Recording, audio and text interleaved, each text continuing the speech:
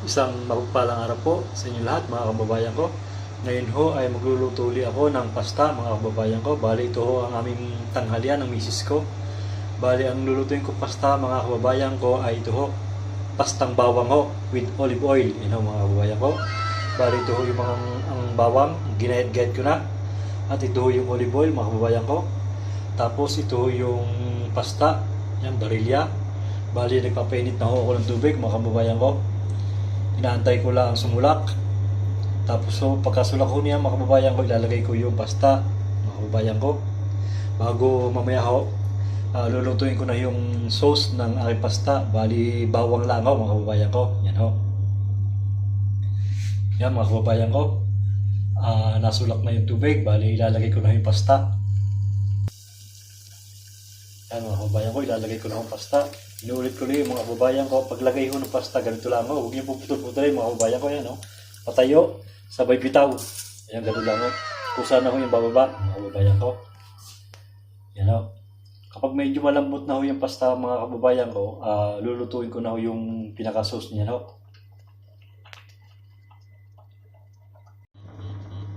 Yan ho mga kababayan ko. Lulutuin ko na ho yung pinaka-sauce ng aking pasta ho. Yan ho. Pinainit ko lang ho yung kawali. Kapag mainit na yung kawali, ilalagay ko na yung olive oil mga kababayan ko.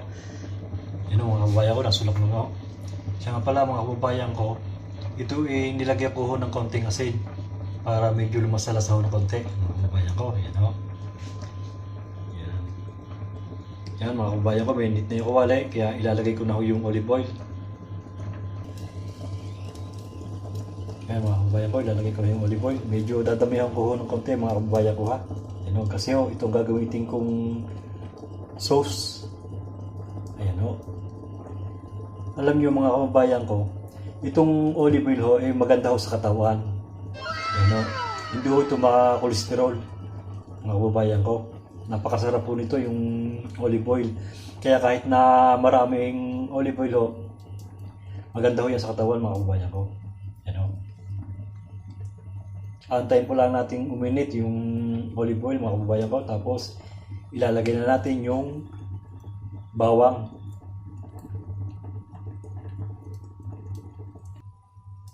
Yan o mga kababayan ko, mainit na yung olive oil. Kaya ilalagay ko na yung ginayat kong bawang. Yan o. Marami ho yan. Bali 2 buo yan mga kababayan ko. Pupulahin lang ho natin ng konti ito. Yan. Kapag medyo mapula-pula na ho yan mga kababayan ko, yan, pwede na, luto na yan.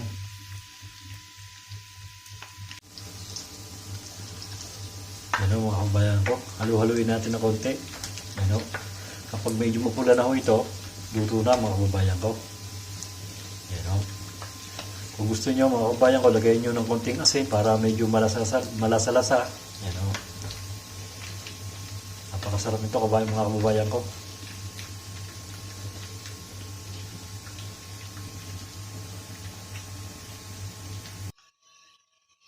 Yan o mga kababayan ko, luto na yung ating sauce ng pasta. Yan o, bawang at saka olive oil. Bali ito, luto na rin yung pinalambot na pasta mga kababayan ko. Kaya pagsasamahin ko na ang dalawang yan mga kababayan ko. Yan o. Simpleng pasta lang yan mga kababayan ko. Yan o mga kababayan ko, luto na ho ang ating pastang bawang with olive oil. Yan o mga kababayan ko. Tapos mga kababayan ko, para lalong sumarap, lalagyan ho natin ng keso. Yan o, keso. Kung tawagin ho dito mga kababayan ko ay formaggio. Yan o, keso. Ayan.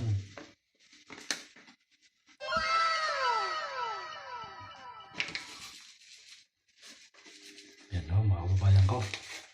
Luto na ho ang pastang olive oil with bawang. Yan o.